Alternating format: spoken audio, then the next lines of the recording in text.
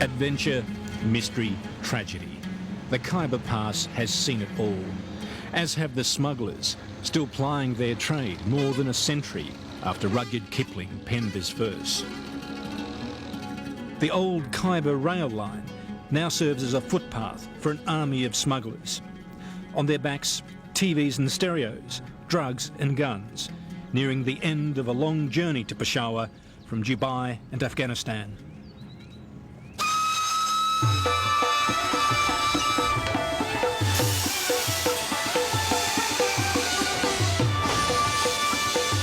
But every so often the line clears, meaning only one thing. The Khyber Steam Safari is on its way.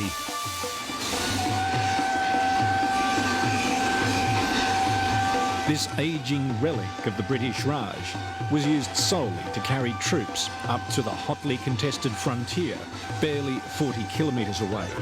Now, once a month, tourists fill the carriage for the day trip of a lifetime.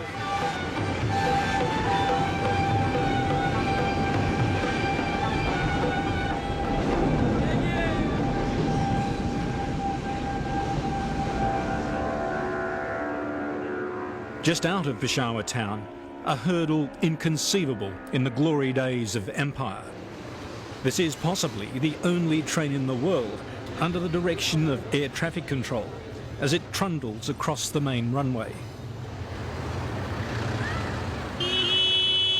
The next barrier is political as we enter the tribal areas, the autonomous border zone that is beyond Pakistan law. Here we pick up our escort, a large party of armed tribal militia.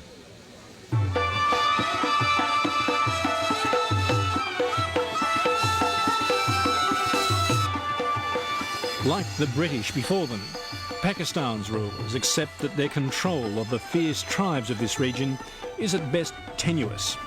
Better to let them run their own affairs in a society where carrying a gun is a birthright, where the Kalashnikov has replaced the old muzzle-loading Jazile.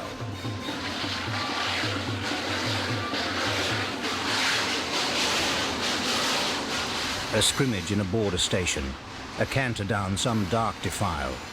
£2,000 of education drops to a 10 rupee Jazile.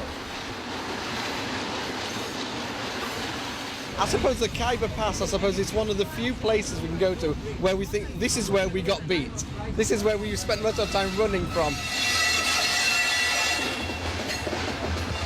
Today that sense of adventure remains. The American and British embassies warn of terrorist attack by Islamic fundamentalists. A warning ignored by the passengers. Many of them, in fact, British and American diplomats, more worried about car accidents than kidnapping. Biggest problem for people in Pakistan or India is the driving. And I imagine people will still be taking pot shots at the train like they did hundreds of years ago.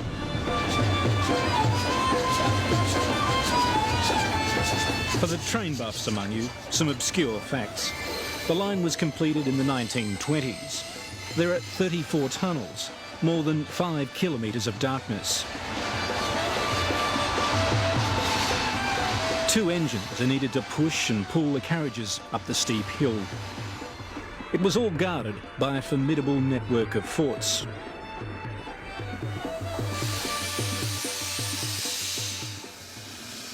Thankfully, there's not a belligerent tribesman in sight, as at this point, the wheels quite literally fall off our little adventure. Okay, we are on the move.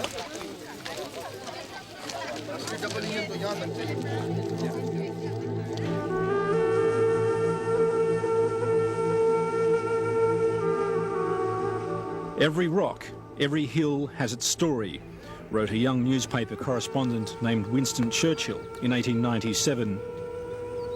You can still find the proud emblems of half-forgotten British regiments that endured the long, lonely years up here.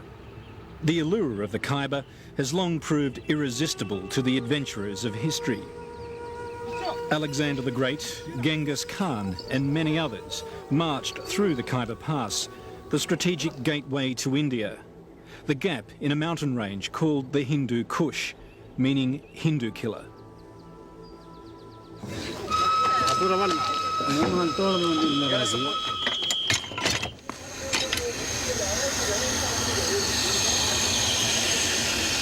But even the Hindu Kush can't kill the Khyber steam safari.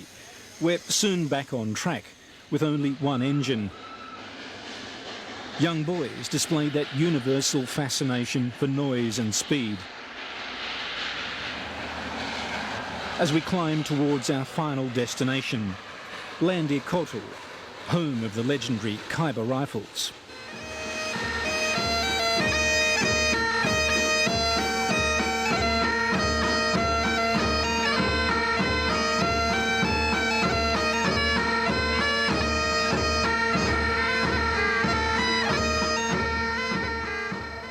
So, Captain, how important is the heritage of the Khyber rifles? As far as the history of the Khyber rifles is concerned, yes, you know that the Khyber rifles is the oldest unit of the civil armed forces throughout Indo-Pak subcontinent. This unit was raised in 1878 from amongst the local tribes during the Second British-Afghan War by Captain Gaisford. Apparently, the whole macho frontier fighter thing has been largely consigned to history. Our escort, Captain Badar, happily admits he's more of a tour guide. How much pride do you have in serving in the Khyber rifles? A lot. A lot. My father was a soldier here in the Khyber rifles. Yeah. And you've followed in his footsteps? That's right.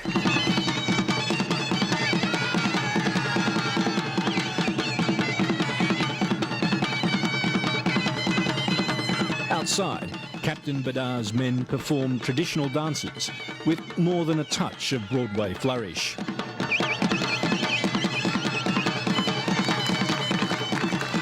This is boutique tourism, carefully crafted for the cameras. You wonder what the hard men of history would have made of it all.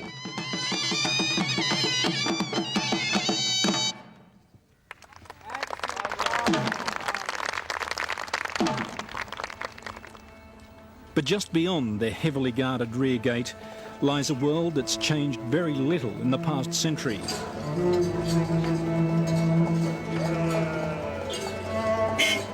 Landi Kotal, home to the fierce Pashtun tribesmen. These people still live and die by their ancient code of honour, Pashtunwali. They demand respect for their land, their faith and their women, who are kept largely under wraps behind closed doors. As guests, we're perfectly safe, insists Muzaffar Khan Wazir, tribesman turned government official. They are of the peculiar nature. They are more democratic. They are the best friends and they are the best enemies. They sacrifice their own lives, their property just for the sake of the friend. When somebody betrays him, so he is the best enemy. He will never forgive a person. And he takes the revenge at all costs, even after centuries also. His grandsons also.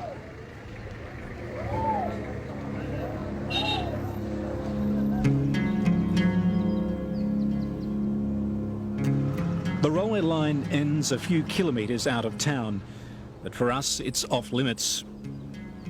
This was the very edge of the British Raj and is the boundary of modern Pakistan. Just beyond the Guards lies the madness and bloodshed of Afghanistan. Conflict, it seems, is never far from the Khyber.